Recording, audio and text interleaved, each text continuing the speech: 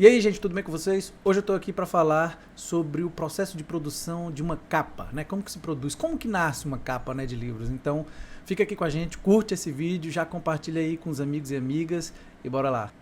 Bem, quando o seu original é aprovado, você assina o contrato, a editora, ela vai te mandar um briefing. Essas palavras em inglês aí que a gente utiliza no mercado, né? Enfim, em toda a área aí de trabalho, essas palavras têm aparecido nos últimos anos.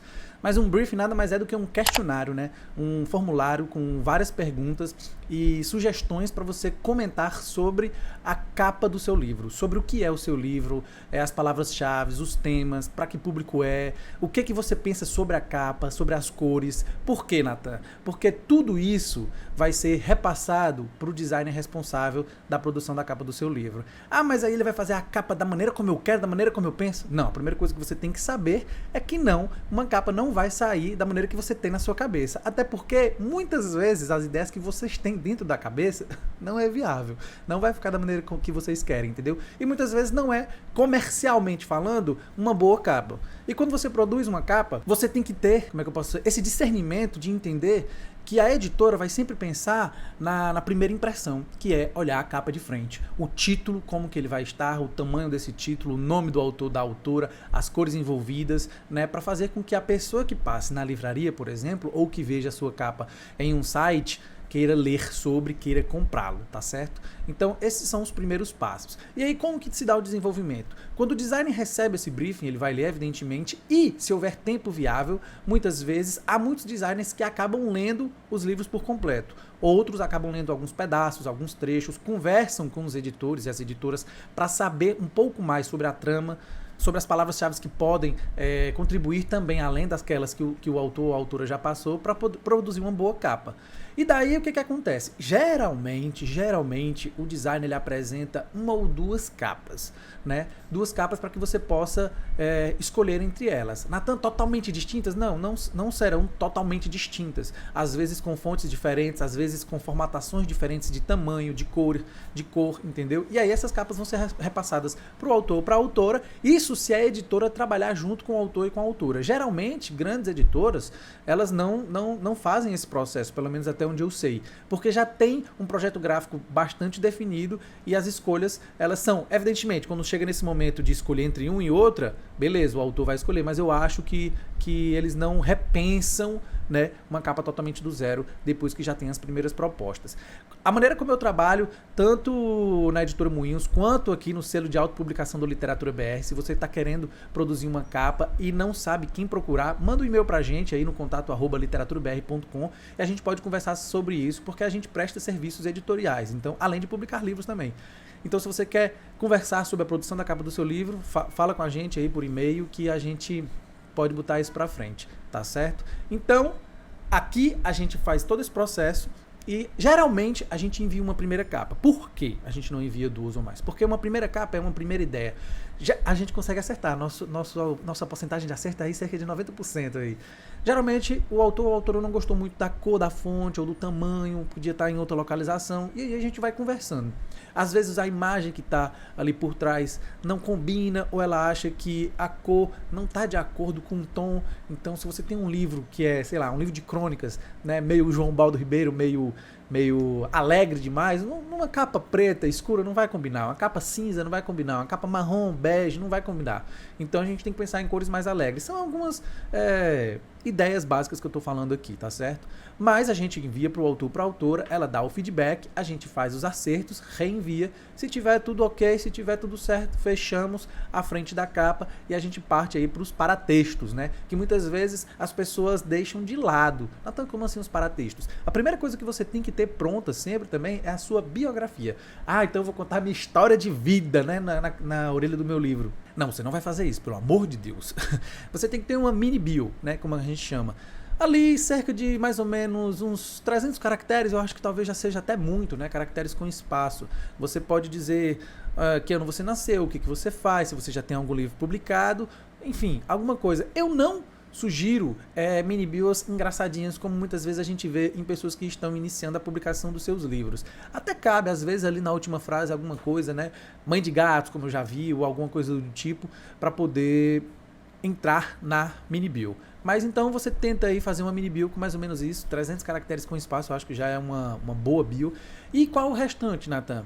Bem, se você já tem a ideia de quem vai escrever a orelha do seu livro, você também pode conversar com essa pessoa depois que seu livro já tiver sido lido. Mesmo que eu não tenha mandado ainda para a editora, para que vá ser publicado, sim, claro, se você já tem, às vezes as pessoas chamam alguns amigos mais próximos, né, ou querem chamar desconhecidos. Se você quer chamar um autor desconhecido e etc e tal, tenha em mente que isso é um trabalho, né? Quando eu falo de você chamar um amigo, é porque você pode ter um custo a menos nessa produção do texto para a orelha do seu livro, beleza? E aí é mais ou menos 1.200 caracteres com espaço esse tamanho do texto de orelha. Daí, se você quer chamar um desconhecido ou um autor que é badalado, qualquer coisa do tipo, saiba que você vai ter que pagar por esse texto de orelha, porque você vai ter... A pessoa que vai escrever, ela vai ter que ler o seu livro para poder escrever o livro ali, mais ou menos 1.200 caracteres. Ah, Nathan, será que a pessoa vai ler? Bem, bons profissionais e maus profissionais existem em todo canto, tá certo? Mas é assim que a gente funciona. Às vezes aqui, enquanto editor, eu tento fazer a ponte. Muitas vezes a gente consegue chamar autores e autoras que as pessoas que estão iniciando queriam ter no texto de orelha, e outras vezes não, porque acabam lendo um pouco a sinopse, acabam lendo um pouco do livro e se eximem de fazer isso. Porque também, quando você escreve um texto de orelha de um livro, você acaba meio que validando aquilo que está escrito, que você está apoiando aquilo que está escrito. Então, muitas vezes, alguns autores e autoras não concordam com a escrita ou com o conteúdo que está ali, não acham muitas vezes que é um livro que já está totalmente finalizado e que deveria ser publicado, então eles preferem ficar de fora nesse sentido. Mas é mais ou menos assim que funciona e, geralmente, na contracapa, eu, enquanto editor, sempre sugiro um trecho do livro. Se for um livro de poemas, que seja um poema. Se for um livro de não ficção ou de ficção, que seja um trecho que muitas vezes ele traga uma curiosidade para o leitor ou para a leitora, tipo assim, meu irmão, eu fiquei com vontade de ler esse livro agora, lendo o trecho da contracapa, ou algo muito impactante, que também pode ser que não diga muito sobre o que trata o livro, porque também você já vai ter o texto de apoio, que é o texto de orelha, e a pessoa fica impactada e queira ler mais sobre aquilo. Por quê? O primeiro movimento é o movimento de ver a frente da capa do livro. O segundo é de virar. Só depois você abre para ler o texto de orelha. Ah, Nathan, eu não faço isso, não é essa sequência. Bem, eu sei que pode não ser essa sequência, tá certo?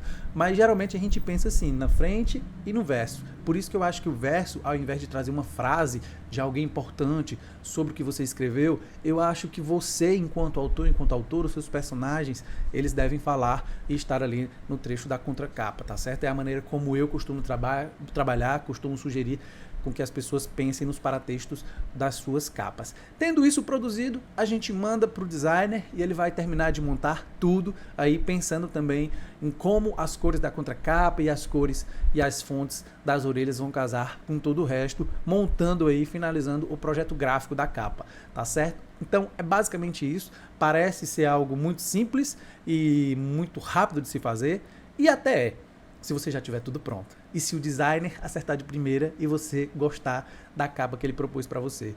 Mas, geralmente, isso é uma das primeiras coisas que são feitas depois de assinar o contrato, porque demora um pouco, né? Às vezes a pessoa não tem aquela pessoa para escrever o texto de orelha, então a gente tem que passar o livro, a pessoa vai levar ali 30, 45 dias para ler o livro, para poder produzir o texto de orelha, a gente tem que pesquisar um bom trecho, né, para ir na contracapa, e a mini bio é o mais fácil de se fazer, né, gente? Vamos lá, por favor, você está escrevendo um livro, você sabe escrever a sua mini bio, não é isso? Então, basicamente é isso, e aproveito aqui novamente para dizer a você que curta esse vídeo, compartilhe e se inscreva aqui no canal, porque a gente vai comentar cada vez mais aí, pelo menos uma vez por semana, sobre o mercado editorial, sobre produção de livros. E se você tem alguma dúvida, qualquer dúvida que seja, deixa aqui no comentário e me fala também se você já produziu um livro, se você teve uma boa experiência ou uma má experiência na produção da sua capa, assim, do seu primeiro livro, do seu segundo livro, enfim, como que tem sido aí a sua experiência nas publicações que você já fez ou que você acompanhou, de repente você já participou aí escrevendo um texto de orelha e você viu que a capa que fizeram para o livro do seu amigo, da sua amiga, não tinha nada a ver com o que você pensava. Beleza? Então é isso e até a próxima.